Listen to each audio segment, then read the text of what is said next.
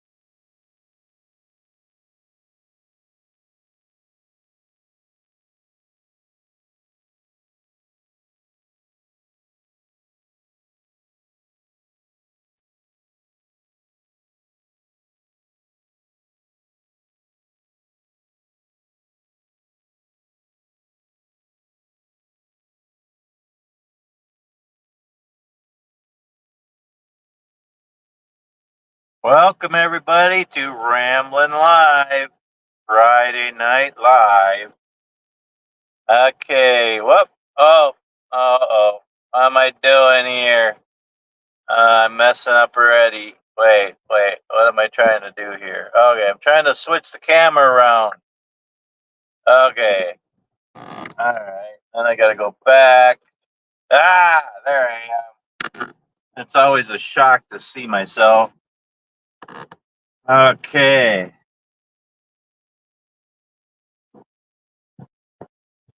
Whoop. Uh-oh. Uh-oh. Are we still on? Hello, are you still there? I accidentally hit the blackout button on my phone. Welcome, everybody. It's Friday Night Live. I don't do Friday Night Live very often.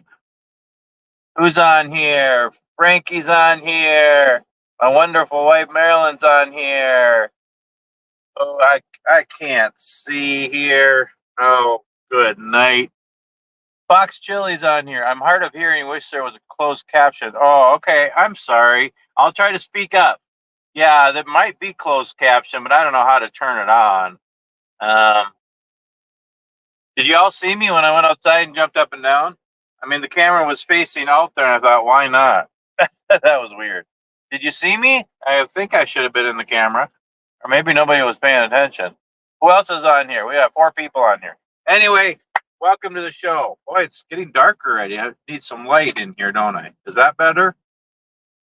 Boy, I need to shave. I'm trying to grow this out just for a change, and I know it's not really me, but let's see. What other kind of light should we do here? No, we don't want sleeper because it's messy up there. How about just the ambiance light? Hey, I should have hung up my lantern. I forgot about that. Anyway, I will add more lights if we need them. This might be enough. I could do this one too. Is that? I don't know. That's kind of on the other side. Welcome, Tucker and I. You see me? Did you see me jumping up and down out in front of the truck? Well, welcome everybody. So usually I don't do a live stream on Friday nights. I usually do them on Saturday morning or Saturday evening. And I was going to do one tomorrow from home, but I'm not going to be home till tomorrow afternoon. So I probably won't do one tomorrow unless I do it tomorrow night. My wonderful wife wants to do it with me, maybe. Otherwise, I'll plan that next Saturday. And I was going to do a long one. This is an extra one. This is a special one.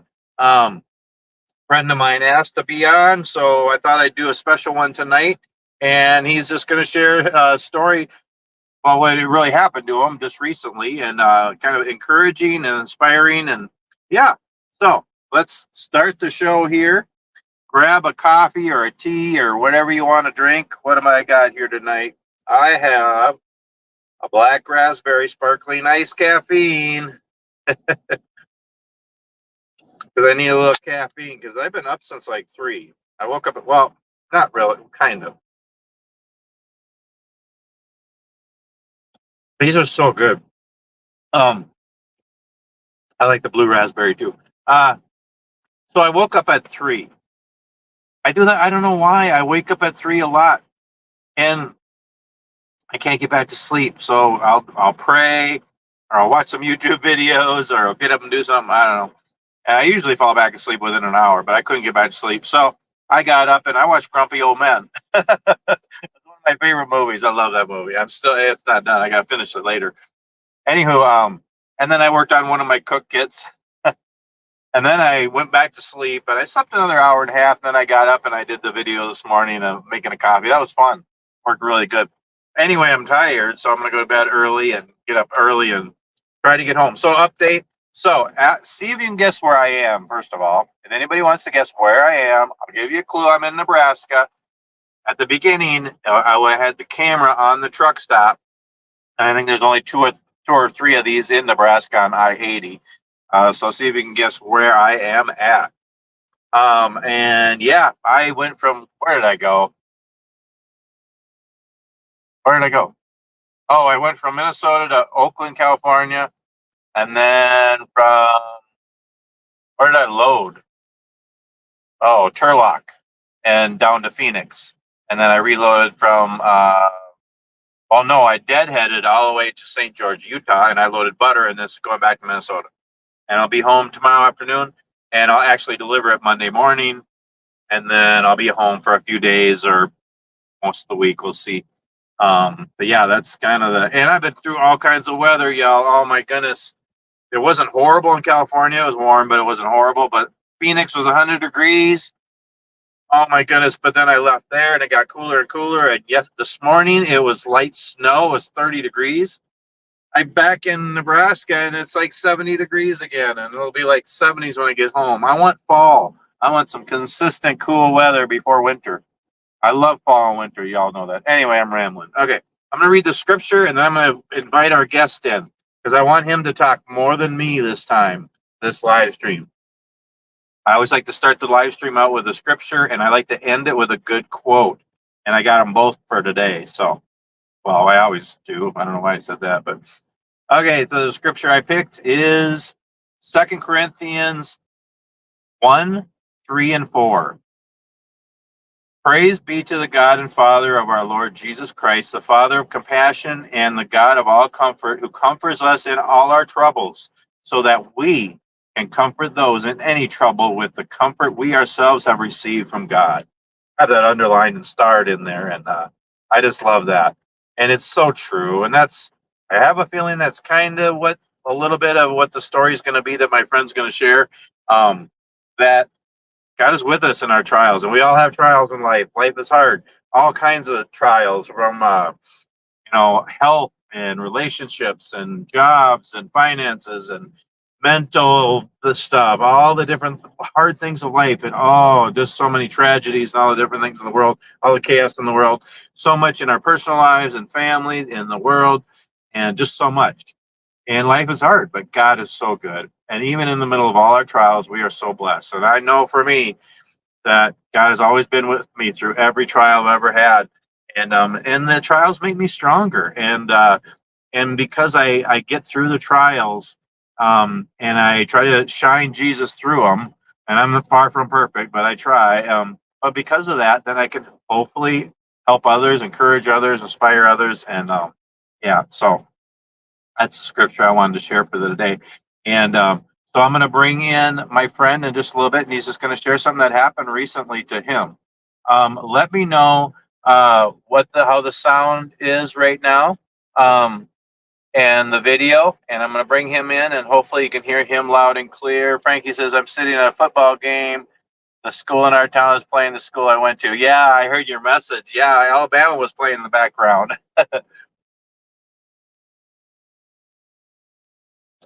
And yeah, so we're going to talk about that, and we're going to hear Robert's story, and then we'll probably just talk back and forth and ramble about whatever. But if anybody has questions, if you have comments, please put them down. It's fun to talk back and forth. I want to hear what you all have to say, and that's why I like to do the live streams, just to share our lives and just have fun here. So, waiting for him to pop in. I don't remember how. Let's see. Okay, hold on. I don't remember how I did this before. I think I've done it on StreamYard. Um, because he's not popping up yet. Well, it's not quite 10 after. I should ramble some more. So I want this. I want to try to not talk too much in this live stream. I want to let my friend Robert, or I think I already just said that. Yeah, my friend Robert from New York is coming on to share. Sounds good. And the video's awesome. It's loud and clear. And yes, it was visible. You jumping up and down. Okay. Thanks, honey. I just thought of that. I was looking at the video and I thought, if I go outside, I'd be in the video. I know I'm weird. Hey, can anybody guess where I'm at? I'm waiting for Robert to pop up here. I think I should see a thing pop up when he clicks on it. Um, Anybody know where I'm at? I am at a Sap Brothers truck stop. I don't think I've ever parked here before. It looks like an older one, but they have a restaurant. I like these old mom and pop truck stops. It's a big dirt parking lot with some pretty big potholes, let me tell you. Adventures with Ken. Good evening, y'all. Welcome to the show. This is Rambling Live, where I just ramble. We just talk about all kinds of fun stuff and have some fun. I'm having my friend Robert on in just a little bit, and he's going to share his story. Welcome to the show. Okay, I'm waiting to see him, and I don't see him yet. Hey, Mike. Good evening, my friend. I hope you're doing well. Hey, Mike, I don't have a way to get a hold of you, but I want to send you a sticker. So if you want to try to friend me on Facebook or send me a message and give me your address or a place I can mail a couple stickers to you. Anyone else too, if you want some Marty's Rambling stickers. I don't know why you'd want any Marty's Rambling stickers, but if you do, um, somehow give me your address. Not on here. You don't want the whole world to see it, uh, but somehow either friend me or send me a message on Messenger, Facebook Messenger, um, or get a hold of me somehow, and then I'll send you. I'm Martin Leon or Marty Leon on Facebook, and yeah, here's my sticker. If anybody wants, I I had like 100 made, and I've only given away like 20 of them. So I have a whole bunch. So please, I'll send you a couple stickers. I just need people's address, so send them to me. Um, I forgot to mail the one you left. Sorry, it's still sitting there, honey. Okay, yeah, if you want to send that one, Ernest, if you're watching, I'll get your stickers to you soon. Um, Sap Brothers, Odessa. Yep, I am in Odessa. Good one, hon. The big town of Odessa. I don't know if there is a town here. I think the truck stop might be the whole town. Anyway, Robert should be popping in here. Oh, I think I see. Oh, here we go. Here he comes. Welcome, Robert from New York. Okay. Hello, Hi my there. friend. How are you doing? I'm doing well, thank you. How about everybody else? It's great to see you. It sounds good. The sound sounds better than last time. Well, believe me, it is good being seen. It's great to see you, my friend. Welcome to the show. Thank you very much. Who we got on here? We got Frankie's on here. My wife is on here. Fox Chili is on here. Mike from Operation Post Charlie's on here. Um, Wonderful. Somebody else was on here too. Who was it?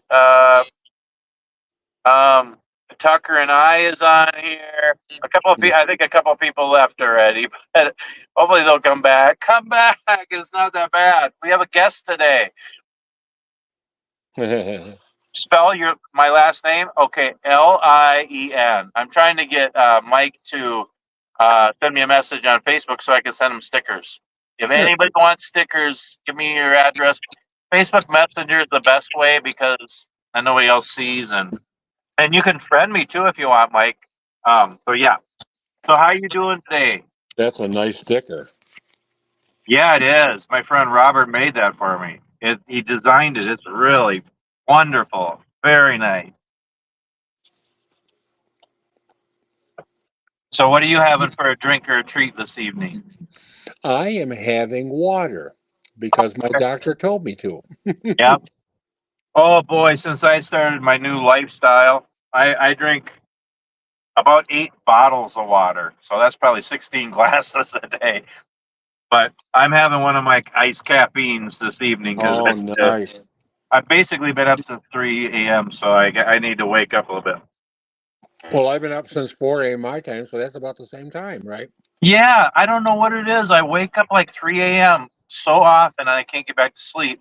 And this morning I was telling everybody I couldn't get back to sleep, so I got up and I watched Grumpy Old Men. Oh, that's nice. That's a I good love that movie. movie. I love it. It's just memories. It's nostalgic. And then I worked on a new cook kit. And And then I it's went back and when it's I went near back to your bed. it's near your place too. Waukesha's Yes, not far from. yeah. So it was filmed in Wabasha and Red Wing.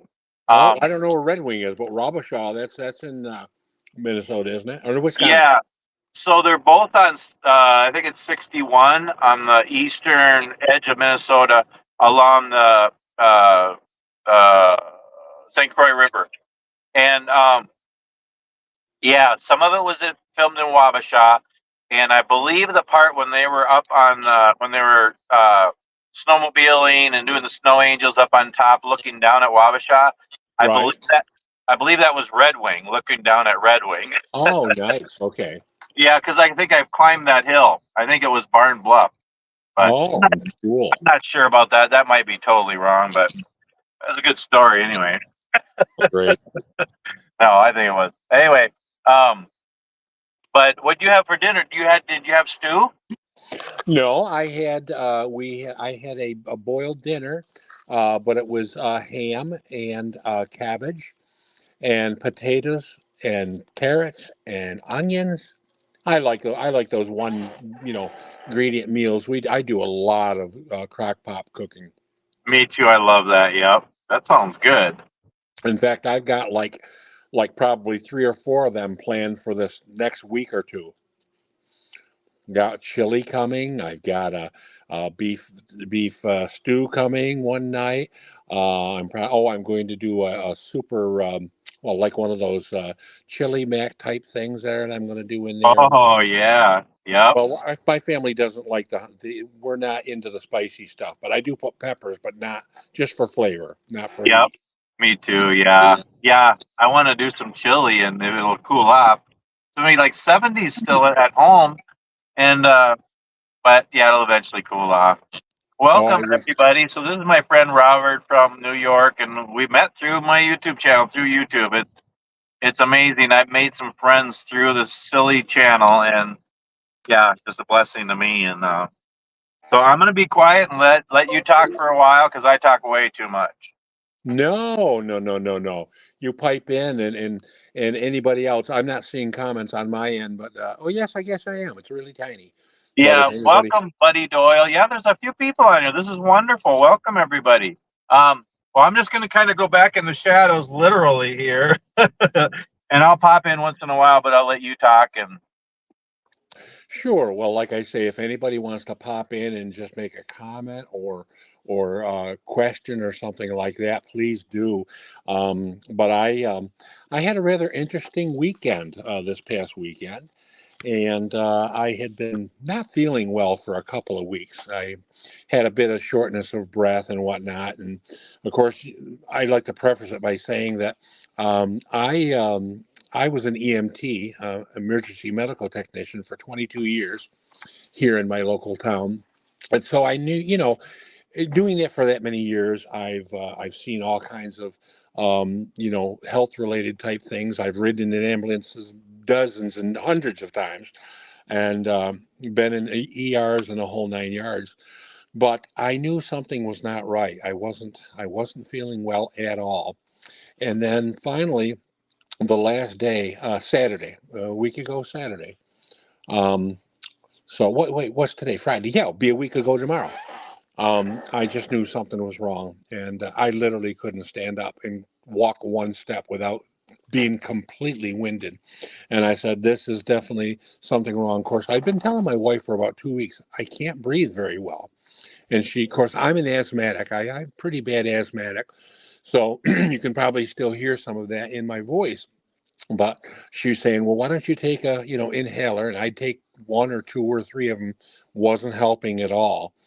Well, anyways, I just decided, look, something's wrong. I'm calling the ambulance. So ambulance came, showed up, and I had three. Well, I call them kids because they are kids to me now. But I had three great kids. They came, and anyways, I hopped into the jump seat, and they started hooking me up, to some monitors and whatnot.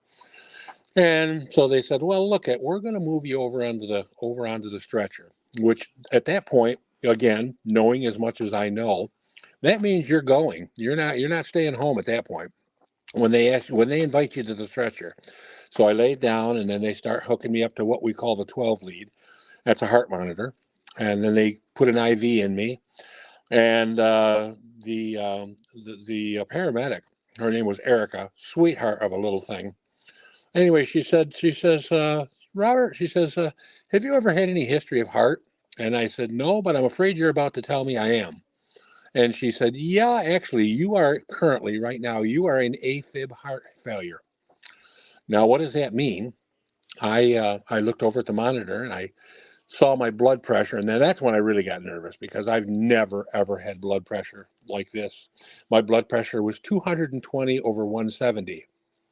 But the problem was not so much the super high blood pressure. At the same time, my heart rate was in the low 30s, which was obscene. Which that's anybody knows anything about medicine. That's going the direct opposite. It shouldn't happen that way. If you've got high blood pressure, you should be in what they call tachycardia, but mine wasn't. I was barely getting enough action from my heart to really pump anything. And ironically, this is what I didn't know. Doctor had told me later. They weren't afraid of me having a heart attack. They were afraid of me having a stroke. So because of the low heart rate, see, the heart really wasn't. It wasn't, overworked. It was overworked, but it was not overworked because of the stress or anything like that. And speaking of stress, I had had quite a lot of stress leading up to this. A lot of things was going on, and they just I am well, of course I take care of my wife, and she's been in pretty rough shape for a couple of years. So for 2 whole years I've really taken care of her. She pretty much doesn't leave the house anymore, and pretty much house ridden. And there were some other things that were kind of preying on my mind. And but anyway, they long story short, we took off. We went to the hospital, and of course I called brother Dave. My brother Dave is everything to me. He talked to him, and he said, "Did you call the ambulance?" I said, "Yes, I did." And he said, "Well, look, I'm actually heading, Carrie and my sister-in-law Carrie, and Grayson, his grandson, we're heading back from Lafayette, New York, which is about an hour drive. And we're heading back from the Apple Festival, and we're just getting ready to come through Syracuse," which he wanted to, that's where I was going, to Syracuse. He wanted to just basically stop there, but he had his wife and grandson, so that wasn't going to work. So he came home, and then he turned around and come back with me. Well, believe it or not, um, they kept me in my driveway because they had to stabilize me. And anyway, I couldn't believe it. It seemed like it was just 2 minutes later, but obviously it was probably a half an hour. And then all of a sudden, the ambulance girl says, "Somebody's coming hot up the driveway with a big red truck." I said, "That's my brother Dave. He's here already." So, needless to say, he broke several speed limits, trying to get there for me. But he followed us up in the ambulance, and we just went without lights or sirens. It wasn't that bad. But anyway, like I say, AFib, just to tell you what it is AFib basically is the top part of your heart is fibrillating. It's like it's just doing this, not really pumping, just kind of fluttering. And it's trying to work, but it can't. So anyway, finally got to the hospital. And of course, everything nowadays is busy, busy, busy. I got to St. Joseph Hospital in Syracuse. Well, actually, I asked them because they asked me. They said, "Where do you want to go to the hospital?" I said, "Well," I said, "No, take me to the best, whatever you think." He said, "Well, you're going to St. Joe's." I said, "Okay, we'll go to Going where? St. Joseph Hospital, Syracuse." I was going like this. I was just going to say real quick that I had an AFib. Wasn't that, honey? Didn't I have an AFib? It was like 2015 or 2013, 12, no, 2012, something like that. And she said my heart was just racing. It was just singing. It was weird. And they brought me in, and they actually stopped my heart and restarted it. Oh yeah, yeah. That's ventricular afibrillation, a little bit different. Probably Okay. what you did. You were asymmetric arrhythm, asym rhythm, and that what it is. Your rhythm's literally out of rhythm. I Oh, didn't have. and I I didn't. Yeah, I haven't didn't had quite any have. other problems. But Yeah, yeah. Well, that's very prominent. In fact, I have a nephew, believe it or not, who is literally 2 days younger than my youngest son, my nephew Brian. He's 39 years old, and he went into it severely a couple months ago, and he's got a lot of problems right now for a young man.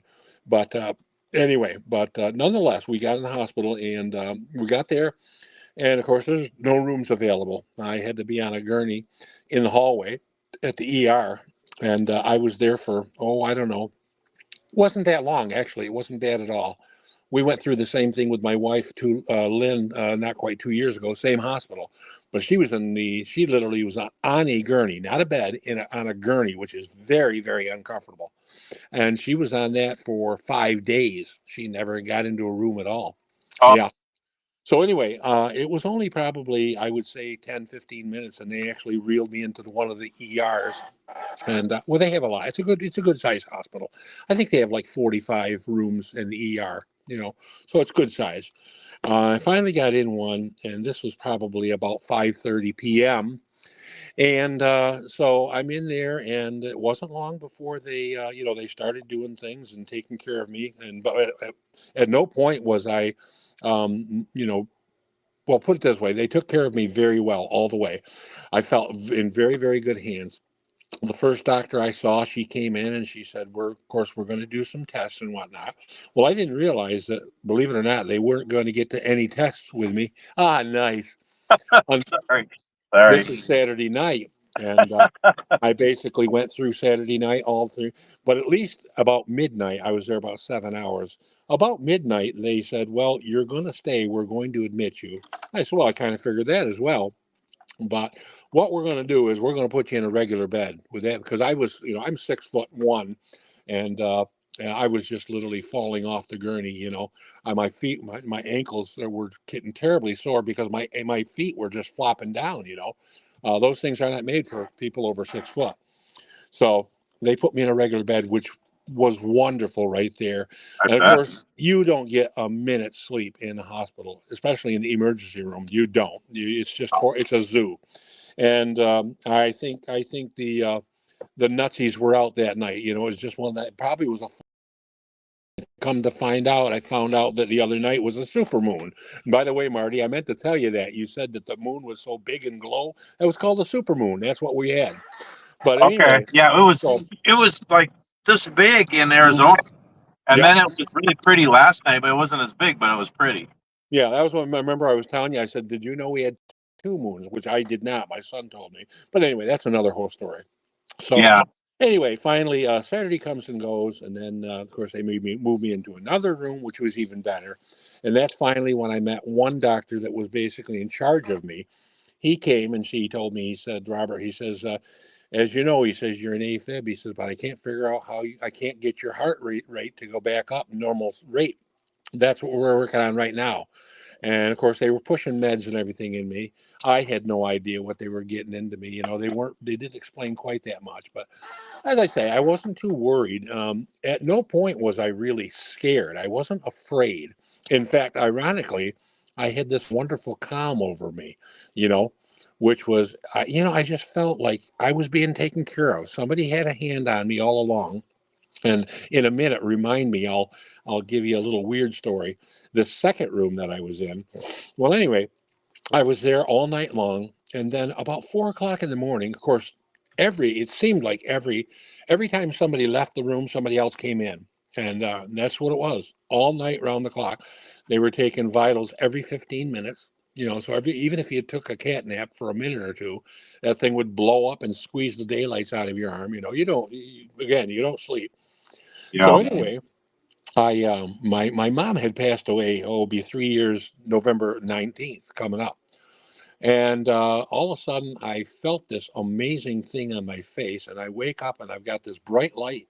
They had turned the lights on, and I looked down at my feet, and there below my feet was my mother. Oh, You know, and it was like, holy smokes!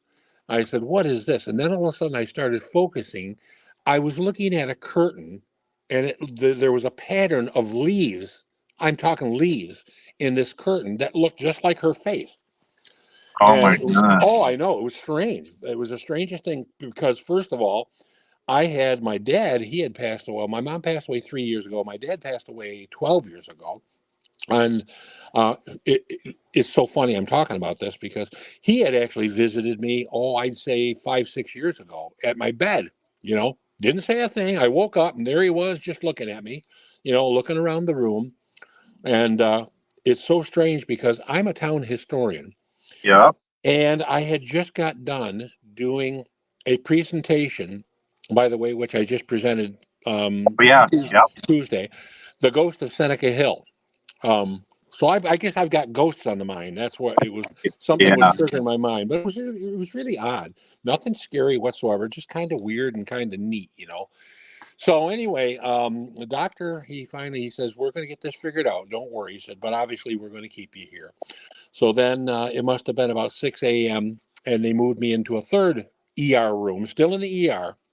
And I got in there, and anyway, just could not sleep whatsoever. Again, wasn't uncomfortable. I was quite comfortable, in fact. But at this point, now they're putting me on Lasix intravenously.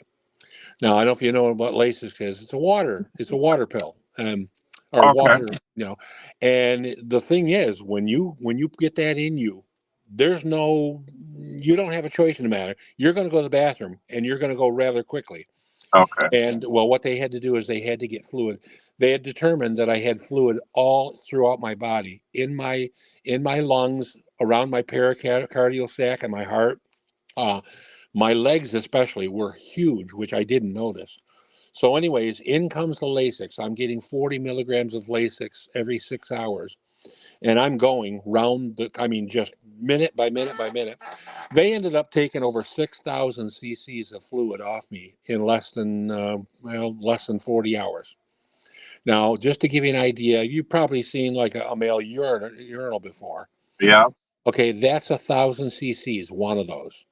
Okay. So I actually got rid of 6,000, six of those, almost seven actually, in about 40 hours.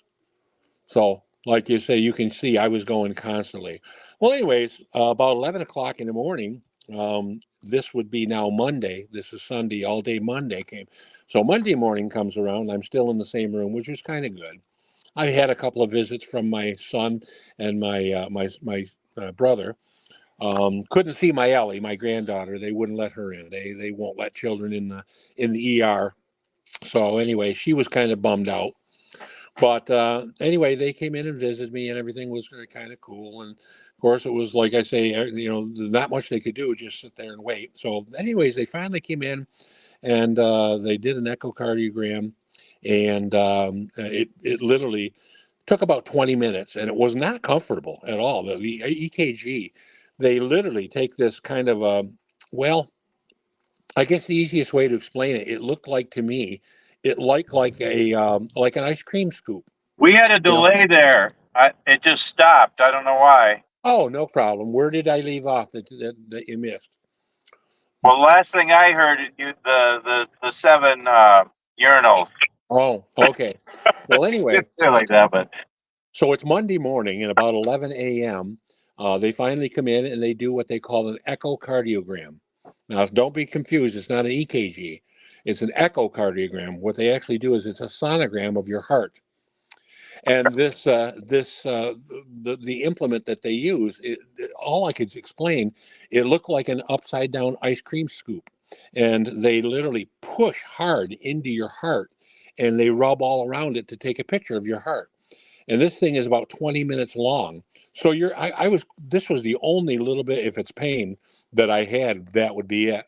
Because it was uncomfortable. Because yeah. she said, let me know if I'm hurting you. I said, well, it's way too late for that. Because Yeah. she was about done with the thing, and it was, but I'm okay, no problem. You just do it. So anyway, Uh, one of the coolest things that I think I had throughout my entire hospital stay was the fact that I had a chance to, well, me being I'm a man of faith, and I had a chance to witness to people, but I'm the type of person where I'm not, we're supposed to outwardly, express. I don't do that. I like to let my actions speak more for me. And this was the coolest thing. On two occasions in the hospital, I had two people that came out and said to me, Mr. Cohen, you're a Christian man, aren't you? And I said, well, yes, I am. I said, why would you say that? She said, I'll tell you why. It's very simple. Because you've been under my care now, because they all do 12-hour shifts. You've been under my shift for 11 hours. You didn't ring your bell once. You didn't call for me once. You didn't complain once. You didn't do a thing.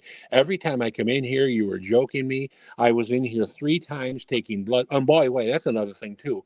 How many vials of blood do you think they took from me Saturday and Sunday?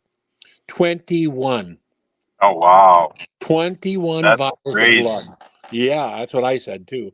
So I've been wearing a long sleeve shirt here Yeah. because my arms look like I'd been through the war. Yeah. But anyway, but it was just so neat to hear her do that. Now my last day there was actually Monday. I came home Monday about 5:30. My last stop, of course, I finally did get to a room. I was only there for about 5 hours, but it was very comfortable. And anyway, this gal, she was an RN nurse. She used to be a nurse practitioner, which is like just one tiny little step under a doctor. And Yeah. she was telling me her name was Amy, and she was the cutest thing, but she was a little rough around the edges. And anyway, she had a lot on her mind, and I could tell. But anyway, I was able to actually talk with her, and what little bit she could spend with me. She came in and she asked me, she said, to pray with her. And she'd been going through some things and whatnot. And I said, I'm happy to, dear. I'd love to. And she said, but this is so weird because you're the one in the hospital bed and I'm asking you to pray with me. I said, no, no, no, no. Everybody needs that. Believe me. Trust Yeah. me. Yeah. So anyway, but I had just a great time with Amy. She was like I said, she was a little rough around the edges. She had one of those nose rings and everything. But the thing is, she was not a young girl. I would say she was probably in her late 40s, maybe even early 50s. But when she just said, "You have been the kindest, most wonderful gentleman I've ever taken care of in my entire life." And she says, "I'm so happy that you're doing better. You're going to be going home." Of course, the doctor had come in. I had a wonderful Chinese doctor by the name of Dr. Yi, and he was so cool. He was just really cool. He comes in and gives me the fist bump and everything. Which I thought that was kind of neat. Yeah. Hospitals and things are so much different now. They've tried to make them so humanized, if you will, which is great. But of course, he gave me all my orders and told me the do's and don'ts and what I have to do, and pretty much, of course, he couldn't read. He did read the echocardiogram, but he didn't tell me at all. And I was asking him. He said, "Well, you're going to see your general practitioner. I want you to see him within a week, and he'll give you the full report because I've got to write my report, and then I'll make it for him." So Amy loads me up. I get discharged, and she loads me up on the wheelchair, and down I go. And what I got down there, and of course Dave picked me up in the truck, and she said, "You're getting in that truck? How you getting up there?" I said, "For no problem, Amy. Trust me, because he's got this huge, 2,500 Chevy truck, and I'm used to getting in that truck all the time. But I got up there with no problem. Well, anyways, that young gal, she said, "Hold it, mister, before you go. Come here." And I said, "Okay." She gave me a bear hug that about squeezed the stuffings out of me. Oh, And oh, she whispered in my ear, "Thank you so very much." And that's all she said. And it was really cool to be able to, know that you had a little tiny impact on somebody's life, oh, it was because, probably big. It was probably huge, and yeah. it's really neat that both those nurses seen Jesus in you. I mean, that's a compliment to you. Well, as I And say, well, I but never mentioned it. I know, but it's just amazing how we can affect other people, and we don't know. We can be a huge blessing to people, and that helps people, and that honors God. And I pray every day that I can do that, and I feel like I don't do it much, but that is Well, wonderful. That is well, wonderful. it was a very good feeling. It really was indeed. So, anyway, just a little bit more. I don't want to bore everybody to death here, but anyway, I told you I'd been under quite a bit of stress, and anyway, I finally get home. I walk in the door, and of course, Brother Dave's got to help me. You're not walking in the house alone. I'm gonna make sure you get there. Of course, understand. Last February, I was returning the favor for my brother Dave.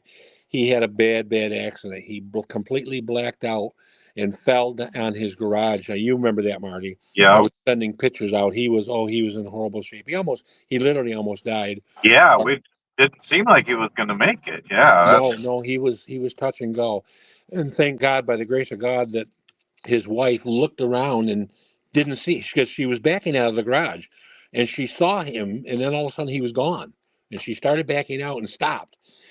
Excuse me, if I cough a little bit, the meds I'm on, the doctor said you might cough a little bit, but okay, anyway, so so she got out of the car and went to look for him. There he was, completely blacked out in a pool, face down in a pool of blood. He completely cracked his head open, both eyes darkened, and his head was right under her wheel. If she'd have backed out, she'd have rolled right over top of him and killed him. So thank God for that. So, anyways, Brother Dave's got to help me and got to return the favor and everything. I get inside, sit down, and my wife Lynn, of course, she was glad to see me, and she says, "Well," she said, "I didn't want to tell you when I had you on the phone, but we got furnace problems." And I said, "Oh boy, what's the problem?" Because I knew that there was a problem, but when I left the house to go to the hospital, I had known that we had a heat exchanger. We have a furnace guy come twice a year, and they check it out, once in the winter to make sure it's good for the winter, and once in the spring to make sure we're good for the spring. So thank goodness did we do that. Well, anyway, as it turns out, my furnace is only about 9 years old, and it shouldn't be going bad now, not yet anyway. So anyway, I had known when I went in the hospital that they were ordering a part, and they were supposed to put it on. I knew exactly what it was going to cost us, and it was going to be pretty expensive just the same. But at least the expensive part, the heat exchanger, was about $2,000, and but it was going to cost us $600 or $700 to get it fixed. Service call and all the other changeover. They had to do some changeover. So anyway, um, my wife says, it's supposed to be on order, but it hasn't come in yet. And so anyway, we decided, well, give them a call. Let's see what's going on. See if the part came in.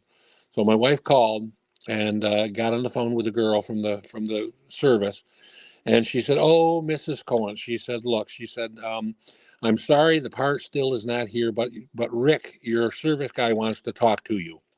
And so she gets on with Rick and says, "Mrs. Cohen, look, we've decided we're going to replace your whole furnace. And the good news is the furnace itself is going to be warranted. You're still going to have to pay the like $700 because we still got to convert it, because you've switched it over, and plus the new service call.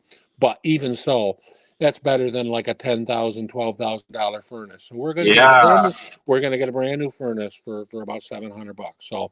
So isn't it amazing how the worst, of course I'm thinking, oh boy, here we go. We don't need this. yeah, So, but we were prepared for the $700, and so I mean we were taken care of. Thank goodness, thank the Lord that something intervened and a great thing happened about. That's always good to have some good news at the end of the road, you know. So anyway, but as I'm sitting here right now, it's quite cold here. We're down in the 30s right now. We have no heat because it just will not work. But I just told Lynn, hey, don't worry about it. Throw an extra blanket on. She's always cold anyway. Yeah. She's cold in 75-degree weather. That's Maryland too. Yep. You Yep. know, so anyway, but I expect obviously nothing will happen now until probably Monday, Tuesday, whatever. But we got a little bit warmer weather coming in. It's supposed to get into the 60s and 70s tomorrow, this weekend, and Monday and Tuesday, I think, through the middle of the week. But we're doing fine. But Yeah. anyway, my story, my story was one of trepidation. You know, I was a little nervous. I wasn't scared, just nervous, but it all We turned were out great. scared. If you just trust, everything's going to be fine. And again, I've been a lot more nervous about other things lesser than this because this could have been a bad thing. Doctor told me you could have had a stroke and or a heart attack. I guess the really big thing is, thank goodness that I didn't argue with myself. I just decided to call the ambulance. Had I not called the ambulance, it probably would have gone a lot different than that. So anyway, I guess my message to everybody out there is, especially if you get the ages of me, I'm 66 years of age now. I've never had a bit of trouble, anything like that before. But you've heard it so many times on the television, they tell us now, if your body tells you that something's not right, don't try to sort it out. I'm okay. I'm okay. You're not okay. Right. Yep. Call Yep. call somebody, get yourself to the doctor, get yourself to the hospital, get checked out. Because like I say, it could have been a lot differently had I not done that. And, Yep. and by the way, I never denied anything at all. I just thought I tried the asthma because I've been having trouble with my asthma. It's been kicking up quite a bit. I had asthma really really bad as a child, and back then my doctor told my mother he'll outgrow it. Now I'm talking when I was 8, 9, 10 years old. He'll outgrow it. So anyway, and I did. I was about 19 years of age. Of course, I didn't live at home yet at that time, but I did outgrow it, and I was able to, throw away the inhaler. And so for the next 45 years, I had no issues whatsoever with asthma, none. Yep. And then probably like most everybody, back in 2020, 4 years ago, I got COVID. And my asthma came back with a vengeance. It was worse than when I was a kid. So I've got the asthma problems back again. But, that's okay. I went for 45 years, without having any problems. Yep. Anyway, like I say, I just trying to tell everybody, please, please, please, especially if you're starting to get in your middle ages, things do start wearing out and breaking down. Don't try to second guess yourself. Don't try to play doctor when you're not. Now you're talking to a guy who's pretty medically trained, and I've seen a lot. I've seen a ton in my lifetime, and that's why I finally just said, "Hey, this isn't right. Got to Y- do something." Yeah, I agree. Just to let you know, though, you're a little past middle age, though, because people don't live to be 132 usually. Oh, come on. Now, Marty, I was doing fine there for a while. Or wait, Well, 22. I'm bad at math. I'm kidding. But yeah, it's amazing. I mean, sometimes it's like one thing after another, and we have so many trials in life, and sometimes they compound, and we're like, we don't know what's going to happen, and we can't get through it. But I've learned so much, especially the last 5 years, even 10 years, that you know, uh, God is with us, and just to seek Him in the middle of the trial. And there's so many times, so many trials I've had. My recent one with my prostate was terrible, but I got so close to God through that, and hmm it was just amazing, and He used me through it. And yeah, I mean that's the thing. If God is with us always, and if we seek Him and we follow Him and we just put Him first, and He'll get us through anything. I'd rather have trials and have Jesus than have a easy, perfect life and yeah. not have. Well, you know something, Marty, that was really cool. You had said something the other day, and I hope you don't mind. By the way, I probably should have asked you first, but Oh, I it's like, was I was on my way to where was I going? Um, oh, I know. I was on my way to another doctor visit. I got diagnosed recently with a horrible case of yeah.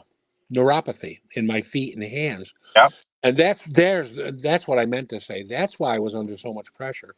I didn't have a very good visit. She didn't have a very good report for me.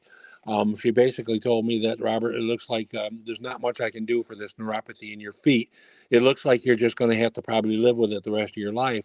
But anyway, as far as your hands, we don't think that's neuropathy. We think that that's carpal tunnel. You must have done something. And of course, I immediately started shaking my head. Yes, I worked at a paper factory back in when I was 18, 19, 26 years old. And I used to do a very repetitive thing, which killed my wrists. And she said, well, we think that that's carpal tunnel. And honestly, very simple in and out procedure. We can fix that for you, which is kind of nice because that's pretty bad too. Because a couple week or two ago, I was cooking dinner and I was pulling it out of the oven and I completely lost everything. I dropped our whole dinner all over the floor because I couldn't hold on to it. That's how it's starting to affect me, you know. Yep. Excuse me. But anyway, um, I was because of the report from her, I just was not in a good state of mind. It was just, oh God, you know, you got to be kidding me. I don't want to live with this the rest of my life the way this is, you know. And then of course, I worried and fretted and stewed about it, and then all of a sudden, bang! The very next day, this happens. You know, Friday. This was Friday. I had the appointment, and Saturday, you know, I went home. My nephew next door lives right next door to me, which was my dad. They bought my niece and nephew bought my dad's house when my dad passed away, and so his lawnmower kind of pooped out on him. So I've been mowing his lawn. Well, I went out and I did all because it was raining for probably a week and a half solid. Well, Saturday was the first day that it wasn't raining. So I said, I better get on this lawn right now. I had just gotten done with the lawn. Of course, I got a riding tractor. It's not like I was, but I did get off it several times to do this and that and everything. Right. Oh, it still works. It And is. when I bend down to pick up a stone, it was like, I can't breathe. I can't breathe. And that's what it started in. I said, I'm going to finish this lawn, which I was basically done. I took my tractor over home. I walked in the house. I told Len, I said, I can't breathe at all. I'm calling the ambulance right now. And I did. So that's what happened. So actually, believe it or not, um, that very well could have saved my life. The fact that I was having such difficulty breathing, a lawnmower, you know, getting on the lawnmower and actually doing that and other things, you know, literally probably saved my life because, in fact, he told me, he said, with all the fluid that you've got on you and around your heart, it's very conceivable that you could have gone to bed and gone in your sleep.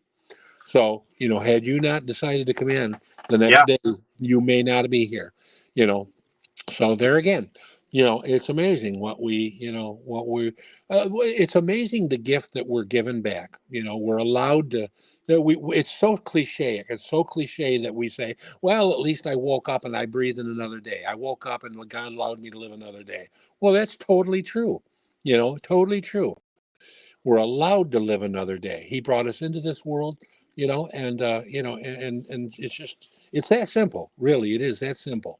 Yeah. We've got to be grateful and thankful for every minute alive, you know, that we have, that we're allowed. And that's what I mean now too. I do mean that, allowed, not what we're given. You know, no, we never, none of us know, you know, how much time we've got or anything like that.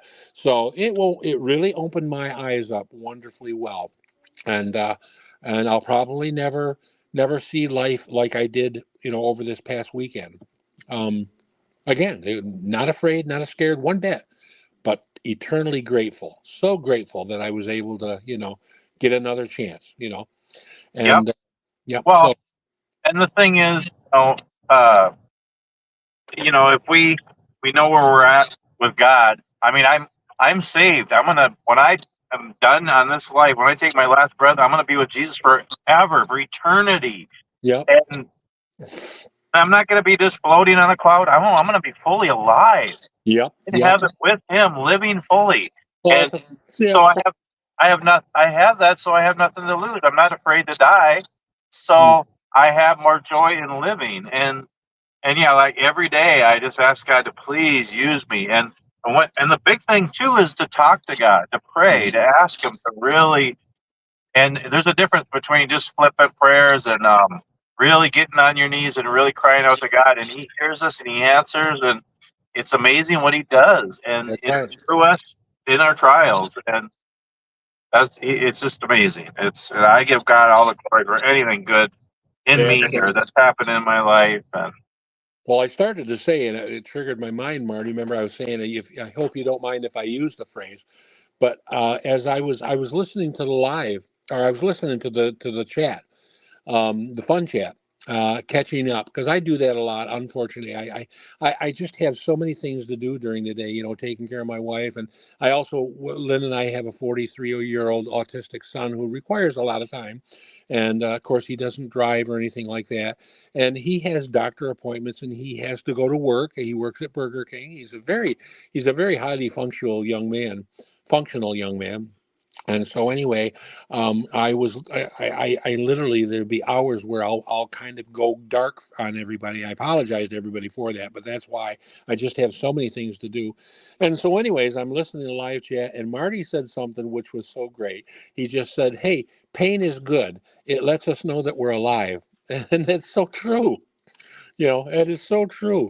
So anyway, but that I thought that was kind of cool. Yeah, very good. Another funny little thing. I'm leaving the ER now, and they're finally putting me on the floor. And so it's a long drive, if you will, in the bed. They take you right down the hallway in a bed. And I turned the corner, and so help me God, it looked like I was on an airport runway. They were lining up all the beds and like ready, in turn taking off. So there's yeah, so many people. So anyway, we finally get to the elevators, and this black man, he was probably tall, slender black man, funny. Oh my God, he was funny. His name was Lex. I'm Lex, and he said, and I'm your carrier. I said, I'm Bob, and I'm your patient. So anyway, we get to the elevator, and he goes. I said, we're going down. I said, oh God, please no, don't. I get very nervous when anybody says we're going down. So he starts laughing uncontrollable. He said, "Man, you're a real card, aren't you?" I said, "Well, don't worry about it." I said, "At least I won't be alone. I know a lot of people down there." I says, well, kiddingly, of course, obviously, but you know, it was just so funny. Anyway, we hit a ball time. Then all of a sudden he starts going, and I see these signs for the cafeteria, and I said, "Lex, no, don't take me to the cafeteria, please. No, no, no." you know, ca- cafeteria food in a hospital is traditionally horrible. yeah. Oh, he said, "I know what you're saying." He said, "We'll get you something, but we had to go right by the cafeteria." So anyway, I had a couple of good yucks, a couple of good laughs, over the deal. Yep. You gotta laugh at yourself. You really Oh do. yeah, laughter is good medicine. I I, laugh all the time, of and course, a lot of people don't know. Marty, but a lot of people don't know. I sang barbershop harmony for nearly 50 years now, and I sang in a very very popular comedy quartet. So the comedy is just natural to me. That was just it's very it's in my body, it's in my heart and soul. yeah, So I'll that's be I'll good. be I'll be laughing and making jokes to the literally to the last breath I take, which That's is a good good. thing. That's what gets me through. And Yeah. Well, the world is so hard, and there's so many serious things and serious people. Like I always say, I take God more. Or I take life less serious and God more serious. And we have to laugh. We have to enjoy life, and it's like, yeah, it's life is hard. So we need that medicine. Laughter indeed, we is do. medicine. Yep, yep, it But is. In fact, I remember. In fact, our name was Cornerstone. By the way, yeah, um, I biblical. love that DVD. It's great. Yeah, yeah. Of course, the name Cornerstone is biblical, Yeah, and we actually at the time that we formed the quartet, we were just four guys, four knuckleheads from up the northern New York State, and we named ourselves because our very first, we never even realized that we were going to stay together, much less 25 years. yeah, Actually, yeah, we were together 25 years. We lasted longer than most marriages do nowadays. yeah. People used to say, "Oh my God, you four guys, are you married?" I said, "Well, yeah, but not to each other." But yeah, we were, and we traveled. We were so blessed. our wives and families, they lost out on. Well, actually, they gained a lot too. They Yeah. traveled with us a lot. We went to Europe 3 times. We took 3 cruises, because of we were hired to do it, and our families went with us to Ireland, for example. But we were So, named Cornerstone because we did our very first performance that we ever did. Well, first of all, we did mostly gospel type songs. We were doing like a gospel quartet. And we were standing outside of Dick Stevens Church in Little Sackett's Harbor, New York, way up north, just about maybe half an hour from the Canadian border. And we're going to do the Strawberry Festival for their church in June. And anyway, we're standing outside the church, and he says, "You know what? They're probably going to ask us what our name is. We don't even have a name of a quartet." So we're sitting out there, and there, lo and behold, looking us right in the face, is the cornerstone of his church. Of, and we said, "Why do we call ourselves Cornerstone?" That's where it came from. Literally came yeah, from. We're getting ready to go into a church. I think he was Episcopal, I believe, Dick. Well, yeah. But anyway, we're getting ready to go into church and sing, and that's how we got our name. 5 minutes before we went on. that's wonderful. It is a good name. We have a request from my wonderful wife, Marilyn. She Oh, wants you to she wants you to sing a comedy song. a comedy song. Oh my goodness. Well, you know what? If I can remember this, I'll try my best to remember it. But one of our what we used to do barbershop shows, okay? We did actual full shows. And our show, because we did it so often, I mean, literally, and again, folks, everybody that's on here listening now, please understand, I'm not saying this to be drag or anything like that, but we literally we sang in 39 out of the 50 states and 7 different countries. Oh We wow, we that's so sang, cool. yeah, we sang over 2,000 performances in our career. And so anyway, we would go and do these shows, and you would do a full blown show. You'd come into town, and they'd usually fly us in. We'd fly into town, and you'd do the show, which was we were the featured act, so we were usually the show would probably start 7:30 or 8 p.m., and it wouldn't be 9:30, 10 p.m. till we would hit the stage. So we would hit the stage and we'd do our show. Now our show ran 33 minutes, depending on the reaction of the laughter. Okay. Okay, yeah. If because there were times when there were people that literally went overboard and laughter sometimes in entertainment, if laughter goes 8 or 9 seconds, that's a long time. That's a long time in stage time. We would have 15, 20 seconds, sometimes a minute it would go by and people would just be roaring and Oh yeah. we'd have to stand there and wait for the applause to go down and the When I laughter. when I see comedy like Ken Davis and some guys that are really funny, and I'll laugh and I'll start crying. I'm laughing so hard I'm crying. Oh, I'll is go that for a right? couple of minutes and I can't even breathe. Well, he is funny. He's great. Um, but anyway, so we would, excuse me, we would we would do our thing and our show, and as I say, and then afterwards they'd have what they call the afterglow. Okay, now the afterglow party is basically, if you can relate to this, it's like a cast party. Sure. So Yep. because the people, the guys and girls, because we did guys shows and girls show. I mean, we did many. And by the way, Marilyn, I'm getting to it. Okay, I promise you.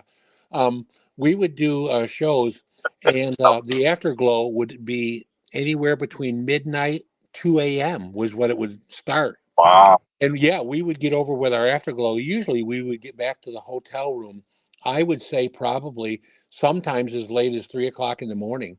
And my best buddy Chuck, I lost him to cancer about 6 years ago now. It'll be almost 6 years in December. But Chuck and I roomed together. In fact, two of our guys have gone both to cancer, but rest their souls, please. But anyway, they were just amazing fellas. And Chuck and I had a regiment after every show, after the afterglow, we would come home and we both like Coca Cola. Of course, I don't drink pop at all anymore. I just don't, I don't need the sugar. But every single night, after our afterglow, we'd get back and we would have a Coke. We'd like, clink. And that was our thing. Without fail, we never did a single show without that. So anyway, I remember one night in particular, um, Chuck, we couldn't find a vending machine. We couldn't find a store. We were out. I mean, literally, we were in the sticks. That man, if you can believe this, Marty, he walked 2 miles one way to get us a couple Cokes. And he Wow. came back, and we still had our Coke. But anyways, answering, we had one of our Afterglow songs. We used to do this routine. Of course, as I told you, it was comedy. Well, we had this a thematic Afterglow routine, and it was a cowboy theme. And of course, you got to understand, I'm a big, big man, And of course, then I was even bigger than I am now because I lost a lot of weight. Um, but anyway, I was just this literally oversized, just just almost like the Wozy Wheezy type guy. My part that I played was this poor guy. He's dumber than a box of hair. He's yeah, and I got away with it. We were doing it, but anyway, we had this cowboy routine. And Marilyn, this is for you. I'm gonna give you this. In fact, so I don't forget it, I found the lyrics. Well, we used to do this to the tune of, do you remember the Home on the Range? Oh, give me a home where the buffalo roam and the deer and the antelope play. Da da da da da da da da da da da da Yep. da da da. Okay. So, anyways, home on the range where the deer and the antelope play. And then we'd start again, do, do, do, do, do. And Barney would step out, our lead would step out and say, you know, anyways, he says, he'd talk about this song, Reincarnation. This is a song that I had found. It was way back in the 60s. And the thing is, it is absolutely, it will kill you. The lyrics are so funny. Now, it's not dirty or nasty or anything, but it's a little, I hope it doesn't offend you, but it's all it's about reincarnation. And I would step out, and then I would have this big dumb old hat almost over my ears. You couldn't see my forehead at all, and my eyes were half covered up. And I would step out and I would say, "What does reincarnation mean to me?" Yeah, I one day I asked my friend. My pal replied, "It happens when your life comes to an end. They comb your hair and scrub your neck and clean your fingernails and put you in a padded box away from life travails. Now the box in you goes down in a hole that's dug down in the ground, and then reincarnation starts when you're planted neath that mound. The clouds melt down, so does the box and you that is inside, and then you're just beginning on your transformation ride. After a while, some grass will grow upon this rendered mound, and then one day a tiny flower upon this grave is found. And say in that day a horse comes by and feeds upon this flower that once was you and now becomes your vegetated bower. The posy that the horse done ate with all its other feed makes muscle, fat, and bone, you see, accessions of that steed. But there's a part that it can't use, and so it passes through. And there it lays upon the ground, this thing that once was you. And say I happens by one day and I spies this thing upon the ground. I wonders and I ponders about this object I have found. And I gets to contemplating about life and death and such. And I comes away concluding, Slim, you ain't changed that much. Isn't that hilarious? I like that. Oh my God. I remember, it's so funny. I remember doing this in Battle Creek, Michigan. It's amazing how I have a memory that you wouldn't believe. I can remember what happened 30 years ago, and I can remember where we were, the names of our hosts, the airport, the little things, what we did while we were there. I can't remember what I had for supper tonight, but I can remember. But anyway, Yep. I remember doing that song. And by the way, that was not the last song. It was the second to the last song. But anyway, I remember doing that song at the Afterglow, and there was a woman down front, literally right in front of us, right under our noses, and she is laughing so uncontrollably. And honestly, Marty, so help me God is my witness, I really thought that woman was going to have a stroke. She was laughing so hard. Then she got to the point where you couldn't hear her because she'd take a breath and nothing would come out. Her face, tears were coming down her face. She's Oh my. laughing and yet nothing's coming out. No laughter, no sound, no nothing. And I said, "Girl, you got to get that fixed. Take a breath." So, but that was the song that she was there. So I hope, Marilyn, I hope you like that little thing. That's called the Reincarnation Song, and I'll bet you if you Google it, you can probably find it somewhere. I'm not even sure who did it, but we picked it up and we used it, and Gosh, we had a ball. We got a lot of mileage out of that song. That is so wonderful. I don't think I've. I mean, when I was a kid, I didn't have many friends. I didn't have like a group of friends. I Hmm. wish I would have. It's so neat that you had that. That Oh, that you guys did all that together and made memories, and you blessed people, and it's so neat to be a part of something. I don't think you still have been a part of like a group of friends that just enjoyed something that you all like, and that's wonderful. I mean, well, it's the neat to funny be a thing is, part of that, but then you're also blessing other people. that's right. You do, because I'll tell you, doing being an entertainer, and as I say, I said before this, I didn't quite finish, and I didn't want to sound. I hope you don't take this as being braggadocious, but we literally we were so blessed. We were able to bring all this laughter to literally hundreds of thousands of people throughout the year, throughout the whole world. As I told you, we did almost 40 out of the 50 states, and then 7 different countries. We were doing this. We were doing shows. If you can imagine, you're going to find this hard to believe, I think, but we were averaging 35 annual shows per year. Now that's 35 entire weekends. So that's a lot. That's what I said about our families. They really gave up a lot because they stayed home. My boys were quite young when I started doing that. And there were a lot of times when I should have been home. I missed a lot of Cub Scout meetings. I missed birthdays. I missed a lot of things. I ask my boys to this day, though, today, and you know what they tell me? They said, Dad, you know what? Don't worry about it. Because number one, we know that what you were doing was an important thing. Now that we're both adults, Yeah. Well, that's the we thing. Yeah, there's so many things. If you do something and you're sacrificing time away from your family, and it's not a good thing, and then you don't when you are with your family, you don't spend time with them. That's different. But that's right. doing something good, you're blessing people, and then you're a great husband and father when you're home anyway. Oh, So I mean, it's things like that are a blessing to other people, and it's yeah. actually a blessing to your family too because it's a good thing. Yep. We made up for it, believe me, because our families, the four of us, the four guys, our families were all of our families, our extended families. In fact, my best friend Chuck, who I lost, Chuck Wirt, his name was Wert, and Chuck and I were probably as close as anybody could ever be. In fact, to this day, even I knew a lady from Battle Creek. Did you talk to Trucker? Oh, Andy. But anyway, um, Marianne, to this day, she says that's Chuck's second wife. That's his other wife. I mean, we knew each other like you wouldn't believe. Well, the thing is, when you literally spend all day and all night sleep with somebody for 25 years, Yeah, you've got no choice but to know them. And I want right, to tell you something, just so you'll know.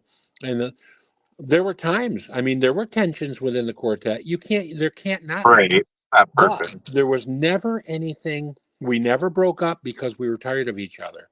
We broke up because we were just tired of traveling.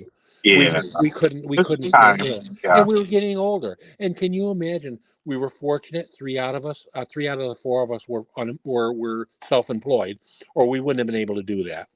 You know, great. so we were able, and a lot of our shows, by the way, Marty, we would be gone Thursday, Friday, Saturday, and Sunday. We'd be gone 4 days in the week. We would go out and we'd do what they'd call youth outreach presentations. We would fly into a town on Thursday. We would leave the airport, and before we got to the hotel, we would go to high school and do a 40-minute presentation. And then we'd go the next day, Friday, we'd do two or three that day. And then we'd invite the kids to come to our show on Saturday, and we were just so blessed. We were so happy. We donated over $10,000 to youth programs, music Oh, programs, it's wonderful. and Yeah. the best part was wherever we were. That's where we actually did it. Well, as you know, we made a DVD. Well, before that, we made a VHS tape, and we would sell because I could only carry like 51 of them, and of course, we always gave one to our hosts, plus an autographed picture of the quartet. That was a part of our regular routine. And then of course when we went flipped over to the DVDs, we could carry more. But we would sell those for $15, and all the money collected from them from each shows stayed right there in that town. We donated it back. Oh, nice. So we were Yeah. able to give over, I think we gave $20,000 in all in the years because we only did the video from 95. 97 to 2009. So for 12 years, but it was such a great thing for us. And by the Yeah. way, Marty, I just remember I told you something before we got on. We were afraid of having enough time. I've been on here over an hour already myself. Yeah, we should probably wind it down. Well, we can go another 15 minutes. How's that? We'll end it Sure. at Well, 8:30. I told you I could talk all night. I've got Yeah, well, you've told me that enough times. I've got so much to share with the world that I should make more you videos. do. You do. You should. You I've should. had You yeah, should do a live stream, and we should do one like at least once a month. And sure. just, I mean, because we have like different experiences to share, and hopefully they can inspire other people. And it's just fun talking back and forth, and there's humor, and just being real with people, and it could be a blessing to other people that we don't even know. Oh yeah, yeah. Well, trucker Andy there, or Tucker Andy, excuse me. It's very small. Tucker and I. Tucker. Oh, Tucker and I. I'm sorry. There. Is that a male or a female? I don't know. Okay. Well, Tucker, There's a few people on here I don't know you that I've said seen them on here before, but I don't know. you knew a lady from Battle Creek, Michigan. Did you know Battle Creek, Michigan? And again, here we go. Now I'm the historian. I'm my town's Oh, that's historian. great. So you're always good for a history lesson with me, no matter what I do. Battle Creek, Michigan. That of course is the home of it's called the cereal capital. All the cereal is made in Battle Creek, Michigan. If you remember Oh, right, you used to send your box tops to Battle Creek, Michigan. That's true. General, okay. yep. General Mills and there's several other companies there. So it's I the think cereal. I've hauled. Yeah, I've hauled. I think I've hauled out of General Mills or something. But yeah, a couple of Well, places there. Well, they have what actually turned into, I think it was actually an insane asylum. And I've actually taught there before and stayed there. That it was the Kellogg Corporation, the person who developed the Kellogg. By the way, Okay. Kellogg's cornflakes was the first cereal they made. And they basically they took these flakes and they dried them and they turned flaky like that. And but anyway, I'm the craving thing cereal. I haven't had cereal in like 3 months, yo. yeah, yeah. Well, anyway, I love cold cereal. Sorry. it was actually a sane asylum, and there were a lot of people that were not right that were there, and I've actually been there. Well, this sounds you're not going to be surprised. I stayed there before, but I actually taught. I used to teach barbershop harmony and our youth. I taught several different things, several different classes, but it's quite a complex. It's amazing, you know. So little history lesson there about cereal and the Kellogg's. Dr. Kellogg, he was a doctor. Yeah. Oh, okay. Yes, yes. Look up that story sometime. Just look Huh. up the Kellogg. I'm trying to think of what it was called, the Kellogg something or other. But it's a very very interesting story. If you ever want to get some good history from that, it's a great story of how it was. It was back in the 1800s. When they started, late 1800s. But very interesting story. I think you'd be very interested in hearing that. Yeah, I love history, and it's neat hearing the story behind a town or a company or yeah. I just love Yeah. that stuff. It's fun. Yeah. One of my favorite things was, you remember old Paul, what was his name? Paul, then now you know the rest of the story. Paul Yeah. Harvey. Paul Paul Harvey. Harvey. Yep. Yep. Yeah, he had some great ones. That was super great. He was super. I used to listen to him when I worked down at the paper factory. I would work nights 11 to 7. And it would be pretty bored because there's no bosses, there's nobody. So I used to have these a little FM radio, and I'd have the little earplugs in while I'm running my machine, Okay. and I'd listen to Paul Harvey every night. It was on quite late at night, and so, Yep. anyways, I adored his show. His show was fantastic. Yeah. Yep. Yep. So what do you not to change the subject? This has been wonderful and so inspiring. Um. Uh. What's your plans for the holidays for Thanksgiving and Christmas and even woodworking projects or just anything else you want to ramble about?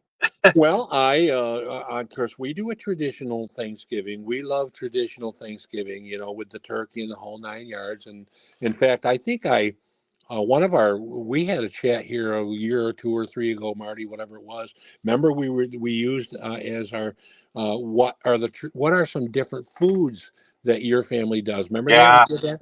So, anyways, we do all that stuff. But I think I mentioned this to you a week or two ago, and this is not because of my well, obviously it's pre my health issues. I wasn't planning on doing an awful lot this year via woodworking. I have to be very, very careful about my woodworking. The doctor, of course, again, doctor knew all about me. He knew my whole life history. And he, of course, I'm on what they call Eliquis, and it's blood thinner. They had me on heparin drip, and that's nasty, mean stuff. You have to be very, very careful. You cut yourself, even if I slip with a knife, cut myself or poke myself, you can literally bleed to death. Your blood is so thin. Yep. So he suggested stay away from the saws, Bob, for a while. Don't even though you're careful, be careful in the wood shop. So I think I'm going to kind of stay out of the wood shop a little bit. Yep. But I'll be doing a few things. I'm going to do. I think I told you about our church Christmas cantata. Yep. Uh, You I'm going to told be me doing. that. I Yeah, love those little. I'll do some of the laser work probably and stay away from the the like. Yep. And But it's a good time as you're resting and just all getting better and healing and all the different things. A good time to make some videos. yeah, I know it may not be your thing, but you have so much to share, and you're so good on the camera and everything. well, it's funny because you had mentioned while you're taking it easy. Well, I'm supposed to be taking it easy. Yeah, I don't What do mean you think? that. What do you think I did today? No. What do you think I did today, though? I did more work today than I've done in the last probably 3 months, Yeah, yeah. and I just got out of the heart. And that's really good in a lot of ways. I think there is something about resting too much isn't good either, and to No. stay active. I've heard it from people so much, and I experience it. Well, my shop, my wood shop is. I have a 2.5 car garage. I'm blessed. My wife, she gave up driving a few years ago. So anyway, she allowed me to take our garage, and I turned it into a full wood shop. I have that, and I also have about a quarter of our basement for my laser shop and my scroll shop sawing. So Yep. I do every type of shop, the thing you can imagine. I love woodworking. I've been doing it for well over 40 years. But anyway, my shop has been so bad. I mean, literally, I'm embarrassed. If you were to come down, well, it looks good now, but if you were to come down my wood shop this morning before I got in there, it looked like Hiroshima the day after. Uh, so anyway, I cleaned up that thing. I got to do it because I've got this new furnace that's going to be coming in. So Oh, I've got to make way to get the old furnace out. And I'm telling you something, there was not even a pathway to get it out, you know? So yeah. I got a little bit more to do in the cellar, but I did the whole shop is completely wide open now. I mean, I can bring a dolly cart with the furnace, wheel it right in there, and I'm going to get busy back on it tomorrow and do some more.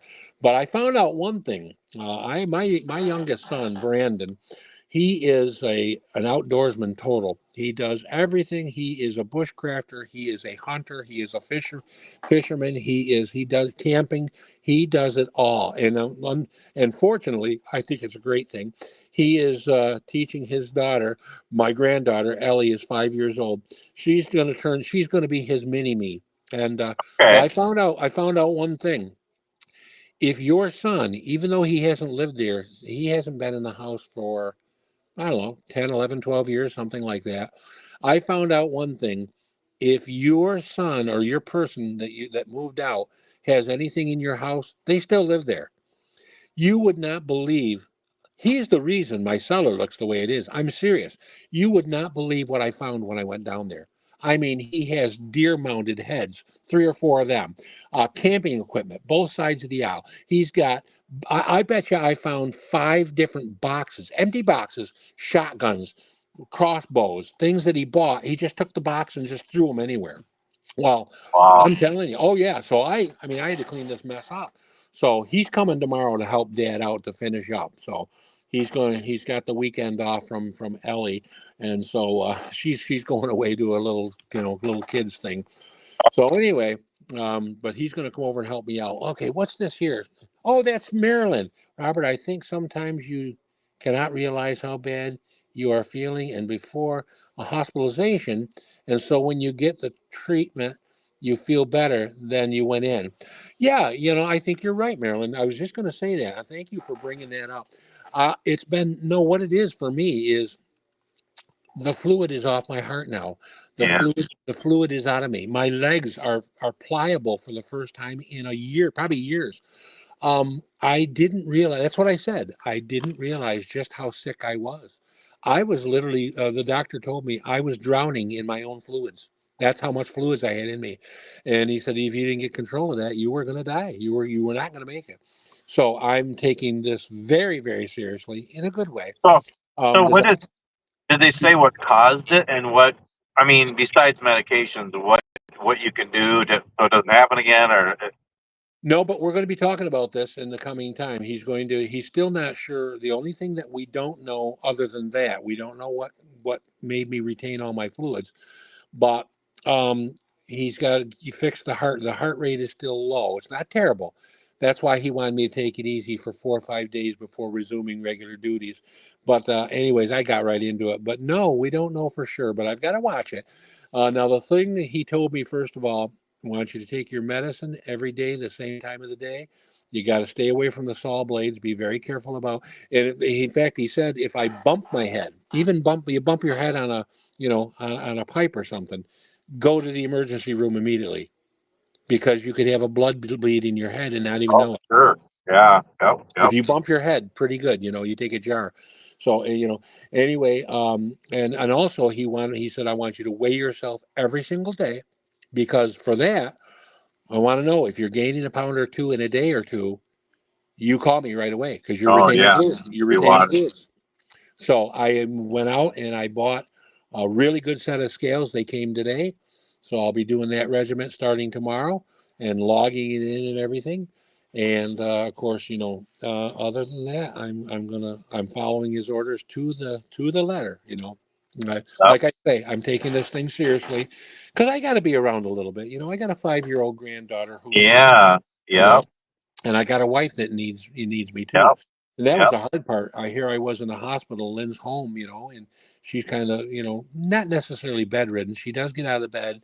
She goes and uses the bathroom and she'll take a shower, but other than that, that's about all she does. I fix all the meals and everything like that. So here it is. I'm in the hospital and she's home. Of course, Christopher was helping her, but it's still not me. Right. Yep. Yep. Anyway, so I've got to watch that, and I've got to take care of this stuff. I've got a lot of people depending on me, so you know I need to be around a little longer. Yep. Yeah. That's why July I decided I got to start doing something different and lose weight, be healthier, and feel better, and Yep. Well, honor the you know, body that God has given me, and be here for the people who love yeah. me. And Well, you know what? Of course, they weigh you when you go in and when you come out. I lost just about 20 pounds of fluid, just fluid. oh wow, 20 that's pounds. crazy. I was 20 pounds less in 3 days when I went in. So that was all fluid. You know. Okay. Oh yeah. Well, I of course I didn't notice it until the Friday preceding, the day before. Excuse me. I was at that neuropathist. Okay, and they weigh you, and all of a sudden I looked at the scales, and that's what my first indication something was wrong. I had put on 37 pounds Wow. since the last time I went to my doctor 6 weeks earlier. So that should have boing, you know, and then of course then everything. So and like I say, it's it was a real eye opener, and thank you, Lord, thank you, Jesus, for letting me, get that chance, Yep. instead. He has so much more for you to do, and yep, he's not through with you yet. I guess not. No, it's a good thing because I got a lot of work on me to do. Yep. I'm going to read the final quote here. I mean, we can talk a little bit more, but I'm just going to read the final quote. Trials teach us what we are. Wait. Trials teach us what we are. They dig up the soil and let us see what we are made of. Charles Spurgeon. Mm, That was kind of fitting because sometimes it takes a trial just to see how strong we are and to see the different things about us and to really seek God and to just slow down And again, I mean, trials are hard. All the different things of, yeah, health and family and finances and all the different things, work and all the busyness of life. It's all hard, but But you know what? I'm thankful for them because it drives me closer to God, and I learn more about myself, and hopefully I can bless others. Well, you know, another thing too, Marty, is that trials, they humble us, and they bring us back to reality that, you know, that there are things. But I'll tell you what, I know a lot of people um, that I know personally right now, and I feel badly for them because they are very healthy, they're very wealthy, they've got everything, the world, everything. They don't go through any trials or tribulations. And I saw a friend of mine who actually had a problem. And believe it or not, it wasn't that big of a problem. I didn't perceive it as being a problem because I remember I said, "What is wrong with you?" And I don't recall exactly what it was, but I mean, it was pretty insignificant to what I. And they were going absolutely nuts. They were, I mean, they were basically ready to call it quits. And it's like, no, no, no. So it goes to show you that people that have no tribulations and they don't know anything, Right? Yeah. when they do finally have it, it is a shock. I mean, Yeah. they don't know how to handle it. So, Well, uh, and the other thing too is, and I know everybody watching that isn't all believers. There's a lot of people that watch this after it's live too, and not everybody's believers. But my faith in God is so strong. Jesus is number one, and I can't imagine without faith what it's like to go through trials. I mean, it's hard with God going through trials, but at least yep. I can go through it. I have joy, I have assurance. But without Him, I can't imagine. I just can't imagine what trials are like without. I just I don't know what. Yeah, it's like the end of the world. Well, I People. honestly, Marty, I do remember because there'd been a time in I was well, fairly young when I accepted the Lord, but over the course, like anybody, I don't really know anybody that hasn't what we call backslidden. There were times when I, things happened, like my son being autistic. I started hating things, hated everything, hated doctors, hated the God. When you start, doing, and I remember that, and believe me, my life was a lot worse off when I let that happen. And it's amazing.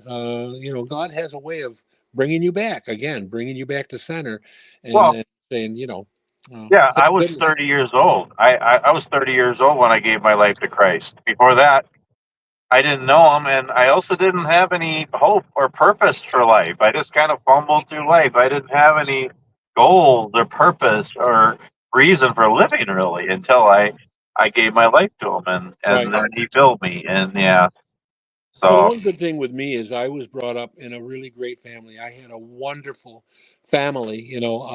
I'm from a large Irish Catholic family, and church was a regular thing. My dad was Southern Baptist. We went. I think I've told you this story before, Marty. I resented church for quite a while because of the fact that, I'll give you an idea of the way our Sunday went for the Cohen kids, the three of us. Of course, David was lucky because he was much younger than me. I remember this as young age. I'm talking 7, 8 years old. I was the one that had to do. Mom would take us 7:30 in the morning on Sundays for religious. And by the way, Thursday out of school, you had religious instructions. We would walk up to the Catholic church in the school. There was a school there. We had religious instructions for an hour, and then Sunday came an hour before church, before mass, we'd have religious instructions. And then you'd go through the tunnel and then up the stairs in the church. And then you had church service for another hour. Now, keep in mind, by this time, you're talking about an 8, 9 year old kid. You've been in church for over 2 hours, 2.5 hours. That's a long time, for a yeah, young. yep, And then for us, it was even worse. We would get out and we would literally walk directly down 3 blocks down the same street on Third Street, south or north of Third Street, and we would go to my dad's church. He was a Baptist, and then we'd go down there and sit. And I remember I was probably, I don't know, 8 or 9 years old. I can't remember, but I remember being in there. And of course, mom and dad, we would meet dad. He would be there with his family. So now you're talking over 3 hours. This kid's been in church. yeah, Well, anyways, I remember the bread came. I thought it was cool because the Baptists, they have these little big chunks of bread and they would actually have grape juice. Well, it came around and I grabbed one and took a swig and everything. And my mother looked at me like you wouldn't believe what was on this. You can't do that. You can't receive. You're a Catholic. And I told her, I said, I'm hungry. I've been in church all day. Yeah. So, so anyway, but yeah, we had a lot of that. So I think at one point in my life, I got tired of it, and you happen, and you kind of drift away a little bit. But it wasn't long before I was brought back to it, and and it's like I told you, it's amazing. The God has has a plan for everybody, Yep. and if you don't think so, believe me, He does. And if you think that you're lost, you're not lost. You're not lost. Just ask God for help. You don't Yep. have to, like Marty said, you don't have to get down on your knees. You don't have to, literally, just go crazy like that. Just lay your head Awesome. up, Yep. talk. It could be out loud. It doesn't have to be. Believe me, God is there. Yep. God will hear you. God will answer your prayers and will deliver. We don't always know where or when, and sometimes we question a lot. But believe you me, I'm living proof that it does happen. I've had it happen many, many, many times over. Yep. Yep. Well, well, anyway, like I Yeah. say, I could stay here and talk all night if you wanna. If you wanna continue, ask the folks if they want to go further. Well, I took my band or my do rag off, so Oh, so that's it. yeah, we better call it a night because I got to get to bed soon and get up early and try to get home early. As early as I can tomorrow. It's probably still going to be like 3 or 4, Right. Well, but you just take it easy. Let us know when you get there, okay? I will. This has been And fun. Thank you so much for being on here. I think it's been a blessing to everyone. It's been a blessing to me, and yeah, we'll have to do this again. I uh, want you to do a live stream and have me on. I think that I'll would be do fun. that. I promise you, I'll do that. I got to learn how to do the And, software. and it's simple. Use StreamYard. It's so simple. And yeah, you can have a guest. You can just do it yourself. And I love doing live streams. I should do it more often. I'm trying to be consistent and do it every Saturday just because I can connect with people and talk, and it's just wonderful. Right, right. Well, everybody that's on there, like I say, I can't see. All I can see is the last one was Maryland's. But everybody that's been on here, thank you so much for listening to us. Yeah, And it's just been wonderful having you here with us. I sure hope that you got something out of it. If nothing more, just listen to your body, and don't try to, like I say, don't try to take on things on your own. You know, right. And that God's in control. He's with us. And always, always. all right. Well, you have a wonderful night, everybody. I'm gonna just log off the same time he goes off, and thanks everybody who being here and everybody who watches after watching the replay. Thank you, and again, everybody who watches my channel, my silly videos. Thank you so much. You're all a blessing to me, and yeah, this has been fun. And again, Absolutely. I probably won't do a live stream tomorrow. Maybe tomorrow night. We'll see. But otherwise, I'll do one next Saturday and try to do a big one. We'll see. Yep. Okay. Sounds good, Marty. Thanks Okay. very much, everybody. Good night to you all. Good night. We'll talk to you later. So long. Thanks, everybody, for being with me tonight. It's been fun. I'm tired and I got to hit the hay. And so this has been a lot of fun. It's been good having somebody on here and just hearing Robert's stories. It's been wonderful. It was an inspiration to me. I hope it was for you. And just to realize that there's a reason for our trials and that God is with us and we just seek Him. He'll get us through the trials and He'll use us to inspire and encourage and bless others. And yeah. So, anyway, I hope everybody has a wonderful night and we'll see you next time.